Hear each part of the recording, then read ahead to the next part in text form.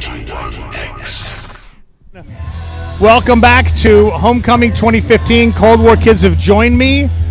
We asked a bunch of bands who have San Diego connections, roots, whatever. We know that obviously Joe Plummer's been with you for a while. Yeah. And I don't want to say he's a native son, but he plays in like 25 bands in San Diego. You guys know that, right? Yeah. You're not exclusive? He's not dating you exclusively? Nah, yeah, I don't know. He's exclusive at this point. He gets around, though. It's hard to say. He's worn a lot of hats over the years. Projects on projects on projects. How did the Cold War kids steal Joe? Where did you run into him? Was it Shins, Modest Mouse? I think it was probably Dan and both. Joe played in Modest Mouse. Yeah. Our friend Richard Swift played in the Shins with them. We just had a lot of mutual friends, yeah. Right. And you guys have got other San Diego connections because you guys come down here. I don't want to say too much. Yeah, but no, I mean, it's one of those things where we live in Long Beach and, like, it's such a quickie to run down here. We played the Casbah a million times. We played everywhere, yeah. The funny thing about it is, to me, like in Long Beach, even though it's its own city, you don't consider yourselves part of LA at all, right? You consider you don't say you're an LA band, though, right? I don't know what we say. What do we say? I feel like people are more interested in where we came from than where we are now. So I think, people associate Long Beach forever, and I like that because it is more like, I guess it speaks more to what we're about in a way. Right. Perfect. So what can we expect tonight at the show? We got songs from all over 5 records. 5 records now. Yeah. And a slew of EPs.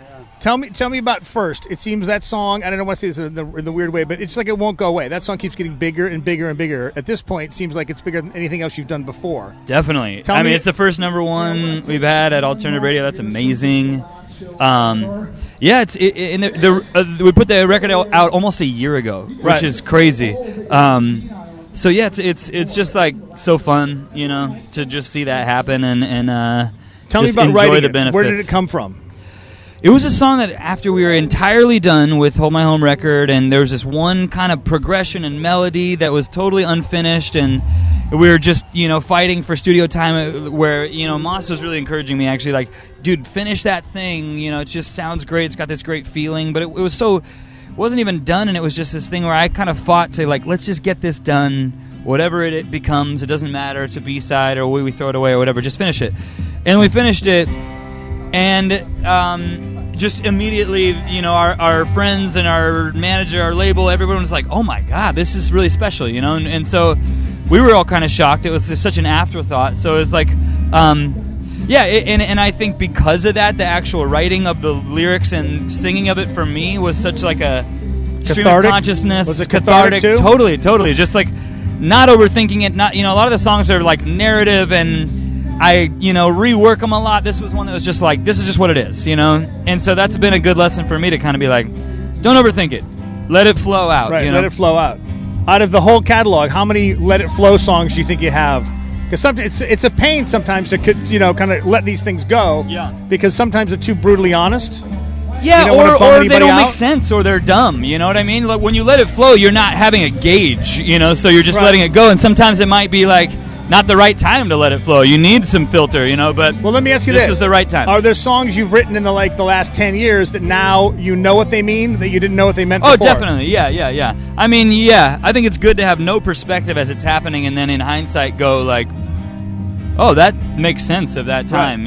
I was talking to an old friend of ours here in San Diego, Jewel, who we played 22 years ago on the radio before anybody. She was a little girl singing in a coffee shop. My brother saw her in San Diego at a coffee shop when she was like homeless and you... Right, yeah. And we were... The crazy part was she was telling me about, like, back then she'd write these things, she didn't know what she was writing, and now 20 years later she can go back and go, oh, now I figured out what I was working out, because she had issues with her dad, she had issues with, like, her mom later on. It's like the same thing. It's like you work these things out, and if you don't... Correct me if I'm wrong. If you don't write these things out eventually, you start going crazy. Totally, yeah. Definitely. And so considering that you're going to keep going crazy, how long can you keep writing like this? Well, can you say again? Considering if we know that you're going to go crazy if you don't keep writing, can we expect another 10, 15, 20 years out of Cold War Kids? I mean, I think so now more than ever. We're just, we're enjoying the, the benefits of the success of this song. It's just kind of like such a rad thing to happen. We have like this amazing loyal fan base and we've got to do this forever. But now having this kind of like radio success and everything, it's like such an added like thing that it makes me think like, yeah, we have so many plans for the future. So it's really nice. Good. Well, from our perspective, as I said, we can't play crappy songs on the radio. So when bands that we love write songs that propel them into a different stratosphere, we love it more because it gives us a chance to sit there, and then people get to go buy the catalog and then go, oh, I didn't realize this. It's like, right, yeah. You know, you kind of need that. I don't want to say sugary sweet because it's not a sugary sweet song, but it's definitely got something in there that people get addicted to. Sure. Totally. Whether it's crack or sugar, I don't know which one it is at this point, but, you know. Yeah, so, no, we're pumped. Congratulations on that. Thank you. I think maybe by like February of 2017, we'll stop playing that song because that's what's happening. That's so rad. We'll play that song in a few minutes. Cold War Kids, thank you guys for swinging by. Thanks for playing the show. Thank you for having us. Yeah. We will see you soon. Yeah. It is 91X. 91X.